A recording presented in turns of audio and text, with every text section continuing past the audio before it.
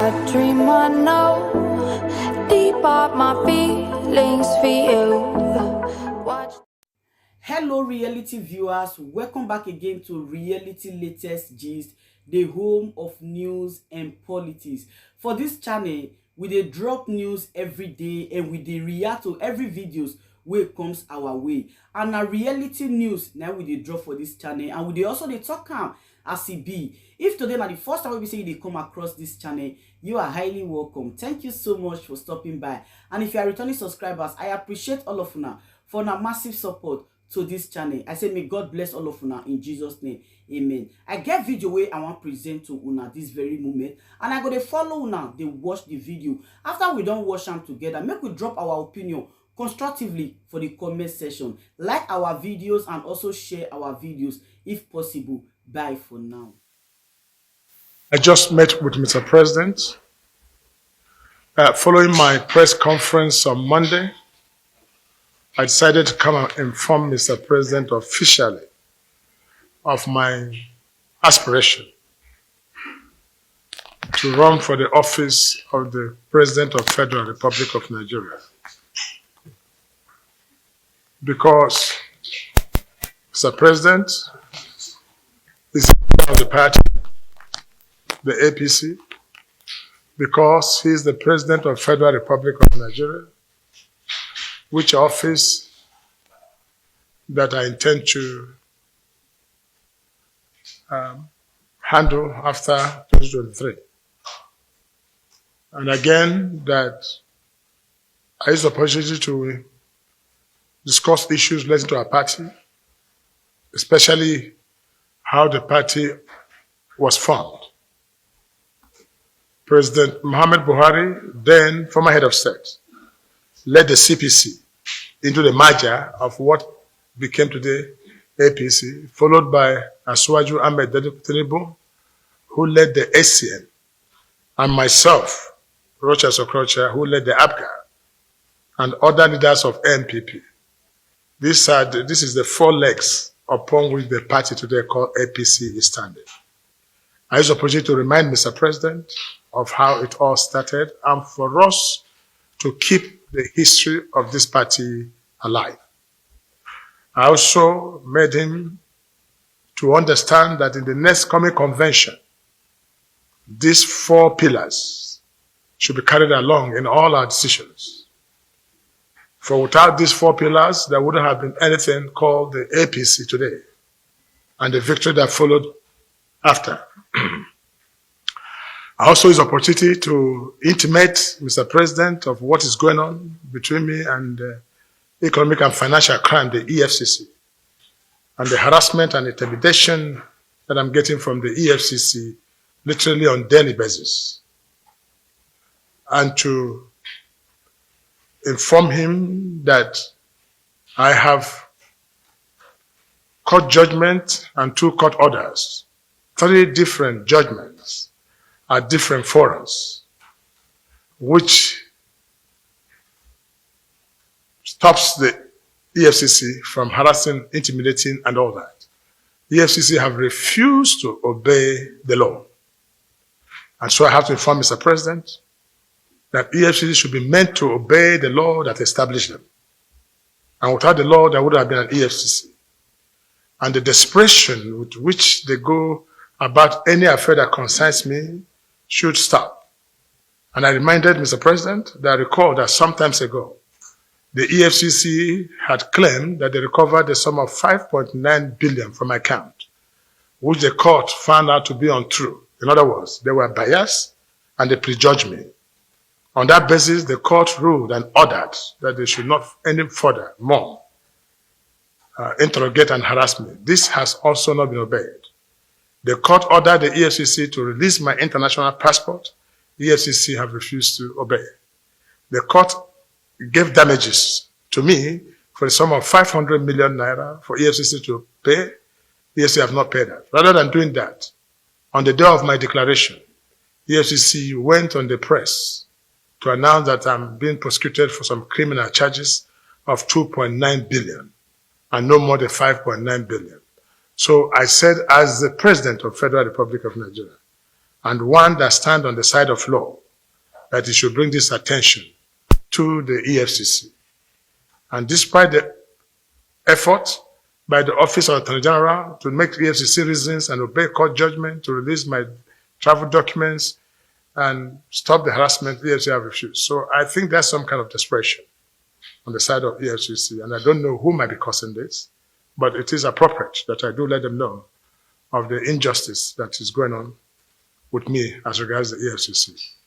I also discussed on the need to strengthen our party, the APC, and to make sure that it should be a grassrooted party, as we had ab initio agreed as founding fathers, that our party must be strong at grassroots level and not a hanging party at Abuja. So everybody must go to his village and booth and promote the party to come. And I'm able to ascertain from Mr. President that the days of people sitting in Abuja here and clinching power without getting the support of the masses of the people will not be tolerated in APC. I'm very happy with that statement, and I hope we shall keep to that. Thank you. Mr. President said he will take up the matter, especially when he saw the judgment. He said he will take up the matter and find out what is actually happening. And I hope he will do so. And I believe he will do that. I will suspect so. Because when I say it is politically motivated, means that some people are instigating the EFCC to do this, which is wrong. All I'm asking from EFCC is to please obey the law.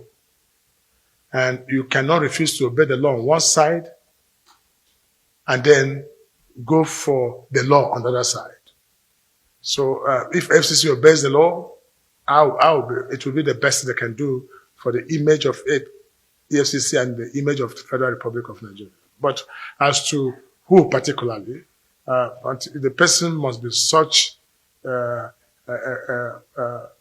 coward who doesn't want to expose himself. And there are a lot of people like that who wouldn't want to expose themselves but stay under doing all kinds of evil. I call them cowards because they cannot stand up to their what they believe in. My suspicion at this point is immaterial. What is more important is that the EFCC should obey a simple court judgment and court order, as the case may be. Well, it's not for the governor to decide who become president. We're talking about the people. Even the governor himself will depend on the people to do so. My first consultation, after forming Mr. President now, is to go to Nigerians and ask them if they will want me to be their president. And that will be my next line of action. And of course, I'll visit the 6 geopolitical zones and inquire from them if they think I'm fit and proper to be their president. And if they consider that, that will go a long way. But what is important at this moment, why I came out to even dream of becoming or running for the office of the president, is because of the mood of the nation.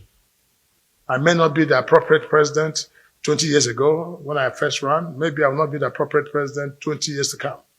But the mood of the nation caused that somebody that possesses my qualities and credentials should be made to lead this country. Not for self-aggrandizement, because this is a mistake most people make.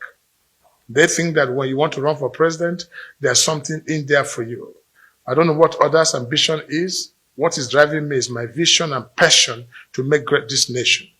It's my vision and passion to make sure we strengthen the unity of this country.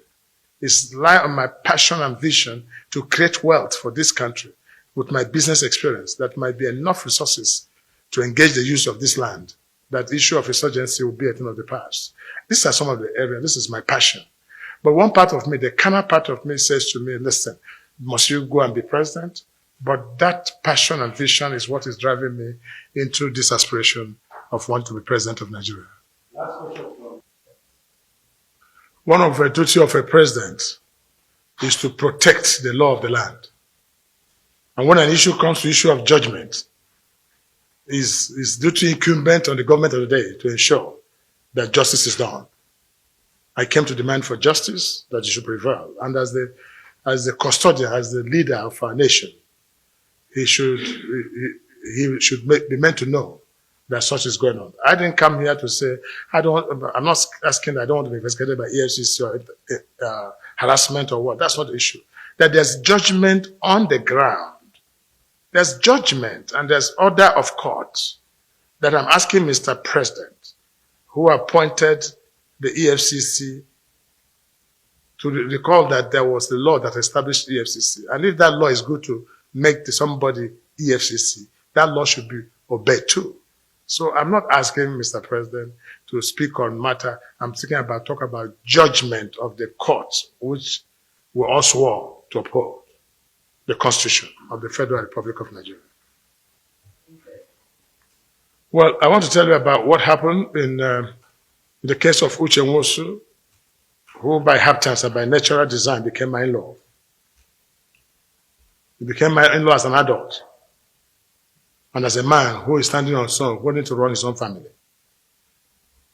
I wish Uche Nwosu would have spoken on this matter himself, but he must be told that the case in question was an issue of abduction, and the police has confirmed that the policemen that went to the church in mask and hood that abducted Uche Nwosu were police from the government house, and they were under the directives of the government and the governor of the Imo State to go and carry out that unholy act, which almost saw that gentleman a dead man.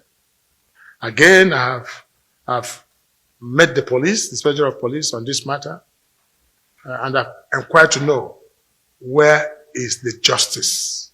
But I've been told that the Shaba, who is the CSO, DSP Shaba, who is the CSO to the governor, has been arrested by the police. But the question is that I also learned that he has been long released. I'm also asking, where is the justice? But also I'm told that the report has come to the presidency. I'm still waiting for what this justice will say concerning this great act of inhumanity to man. Recall that Uche Nwosu was abducted and his clothes removed and handcuffed, sent to the whole world just to dress this great sin. This is politics played too far and must be condemned. So whatever it is, when it goes beyond the ordinary, the president of the nation must be made to know what is happening around his government. And that's precisely what we're doing. The insecurity, the South region, I always say to people, wherever things are not working well, hold the leadership responsible. I was a governor of Imo State for 8 years, and within that 8 years, there was absolute peace in that land. The IPOB did exist, and all these agitational forces did exist.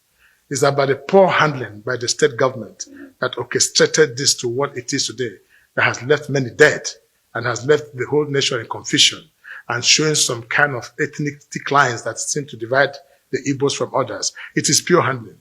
If I remain the governor of the state, at this time you won't hear what you are hearing. So it is poor handling. The IPOB gentlemen are young men, our sons and daughters. And let no Igbo man tell you that these young men are not our sons and daughters. They are our children who believe that the Nigerian nation does not like them. Our children who believe that they have been marginalized in terms of infrastructures, appointments, and they've been going on with these songs for a very, very long time. They believe this, but we're able to assuage them and give them confidence that things will get better. And that was brought in when they formed the new leadership under Kano, that excited the whole thing into what it is today. But there was absolutely no need to have handled the IPOB matter the way it was handled. In the first place, bringing the Air Force and the Army into the matter, reading from the air, was wrong and completely wrong. Asking the Air Force to take a fighter jet to go to war in my selectoral zone Olu, to fight young men, and that was wrong. Just as it is also wrong for these young men to have gone to the police headquarters and shooting and killing people. That I don't support any of that either. But what I'm talking about, approach and handling was the major mistake that's been. Today they have turned out to be terrorists. But for me, I don't see them as terrorists. I see them as still our children who have not been properly educated on the happenings. To an Igbo man now, who has not eating in the morning or who has fined 1 square meal a day, he thinks the federal government and government is responsible. Maybe he does not know that his counterpart in Katsina have stayed for a whole day without food.